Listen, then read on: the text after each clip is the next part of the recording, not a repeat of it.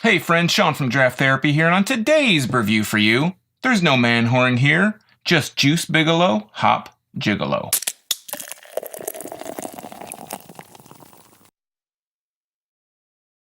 Juice Bigalow is a 6% American IPA from Rochester Mills Beer Company in Rochester, Michigan.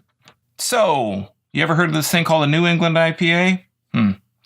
Seems like everybody's putting these things out, and I'm not disappointed. I'm a big fan, but I do feel like breweries either aren't sure if what they have can be classified in that style because it's relatively new, or they're just trying to shy away from actually being lumped in with the trend. So instead of calling them New England IPAs, they just say something about being juicy or having juice, but we all know what's up, right? The latest Michigan beer in that style that I'm trying is Juice Bigalow from Rochester Mills. Now, for me, Rochester Mills is known more for making their many varieties of milkshake stouts.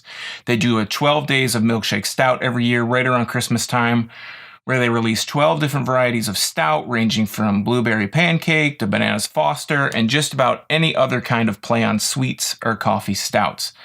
I don't think of them as being an IPA brewery. I guess you could call it being a victim of their own success, at least in my mind. But I'm really intrigued on how this Juice Bigalow is going to rank against all the other New England style IPAs that I've been trying lately. And you can check out a playlist of those IPAs right over here. So I'm going in with an open mind. I'm not really going to say, oh, they only do stouts, but I'm just going to go in clear-headed, objective. Let's get this thing started. So I got my Draft Horse glass. And just a real quick word on the can here. It's got this, oh, by the way, it has the Independent Brewer's seal on here. I think that's probably one of the first beers that I've purchased that has had that on here. But the artwork is this kind of velvety, velvet sheet, silk sheet kind of thing going on with this leopard print around the top and the bottom. Juice Bigalow, Hop Gigalo, a juicy India Pale Ale by Rochester Mills. So, again, 6%. This is a 69 IBUs. Whoa. That was a big pop. And it's a wide mouth can. Set that to the side. Whoa. It's a really wide opening. I don't know why I didn't think it was going to. Pouring this in. It's yellow out of the can. Kind of settles into being more of a kind of a nice golden color. It's very hazy. I can smell the tropical hoppiness. Smells kind of tropical. Got a little bit of a passion fruit, pineapple kind of scent to it right off the bat.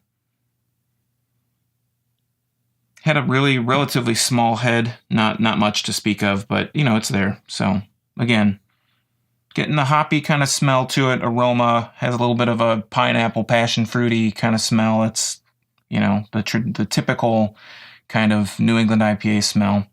Let's give it a try.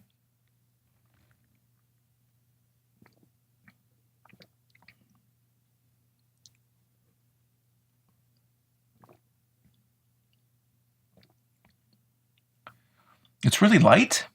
It's a light kind of taste. I wasn't expecting that.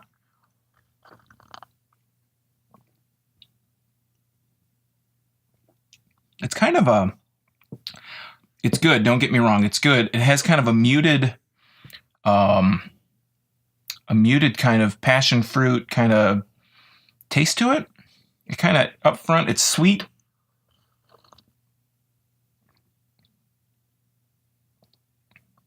It's sweet up front. It has a little bit of a hoppy bitterness. It kind of subsides, fades. In the back end, it gets a little, you start getting the bitterness in the aftertaste. Mouthfeel is kind of light and a little thin. Honestly, I was expecting a little bit thicker, but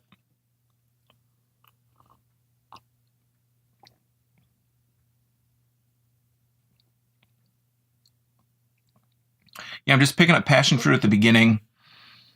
Kind of a little bit of sweetness, and you start getting the hoppiness when you swallow it. It's got a thin kind of texture to it. Really light mouthfeel. When you swallow the aftertaste, you start getting the hoppiness at the end there. And that just, I don't know.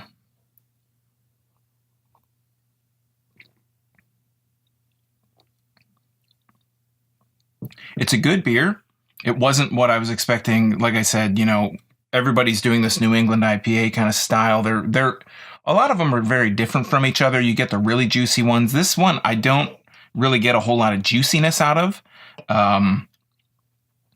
But yeah, it's just kind of thin. I don't know. I'm not getting a whole lot of punch to it. It's just kind of like, this is, you could easily drink a lot of these and not probably feel heavy. It doesn't have a heavy feel to it. Yeah, so I don't really know. I'm kind of on the fence. This is kind of borderline for me. It's not bad. It's not great. It's just kind of middle of the road. Okay. I mean, I'm not one to rank. I don't like to give ratings to beers. I don't like to say like, oh, on a scale of 1 to 5, I give it 2.678 stars. This one, but if I were to rate, this is the first beer I really feel like I have to say that it's just kind of middle of the road. It's like I said, it's not a bad beer. It's not a great beer. It's kind of average. This was actually a lot cheaper. I think this came in a 4-pack. I believe I got it for $8.99. And that is really kind of a lower end price for 4-packs of beers these days, which is just insane to say because I'm used to, you know, if you buy M43, let's just say, for example, that's $14.99, $15. I've seen it up to $17 some places. We get a 4-pack for $9 plus, you know, in Michigan, the deposit. That's actually not a bad deal. This, I think I guess what I'm trying to say is I think it's accurately priced. I think that's a good price range for this beer. It's like I said, it's not great. It's not bad. It's just kind of average, middle of the road, and that's a really good price for this kind of beer. Let me get another drink.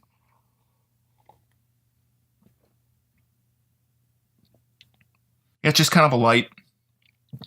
I guess if you could have a light New England IPA, this would be the typical light IPA. It's really kind of easy drinking. It's got that hop bitterness that you expect from the IPA piece of it. It doesn't have a whole lot of juiciness. It's not really thick like I would think of a normal IPA. I'd say like when I tried Shorts of Slurm, I was expecting it to be really juicy, and it was kind of like this. It's kind of just... It doesn't really wow me. It doesn't really stand out. It's just a beer that you could drink this. It's good. It's a good price for this beer. If you see it on the shelves, I wouldn't say shy away from it, but know what you're getting into. Know that it's just going to be a middle of the road kind of beer. So that, my friends, is Juice Bigalow, Hop Gigalo, an American IPA with an unfortunate name. Like I said before, not a bad beer, not a great beer, average, middle of the road. This is, if there was a such thing as a light New England IPA, I think this would fit like a glove right into that category. I do have some other Rochester Mills beers that I'm looking forward to in my backlog. I think it's Woodward Bold, which they did in conjunction with a Detroit Coffee Bean Roastery, so look forward to that review soon. I'll also put a link to my New England IPA playlist right up over here, like I mentioned earlier, for your perusal. Are there any other upcoming IPA releases for the rest of the year that you're looking forward to? Maybe even into next year. It's September now. Let me know all about them in the comments below. While you're down there, why not like and subscribe?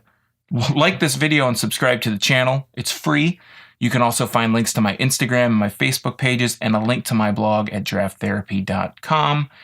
All of it free for viewers like you. And I just wanted to mention I have my TCM, my Texas Chainsaw Massacre shirt on to honor Toby Hooper. He died as of this review filming, I guess. I'm recording this about a week ago. If you haven't seen Texas Chainsaw Massacre, the original, let me state that, the original, watch it. It's a great movie, especially as we're coming up into fall and Halloween and scary movie time.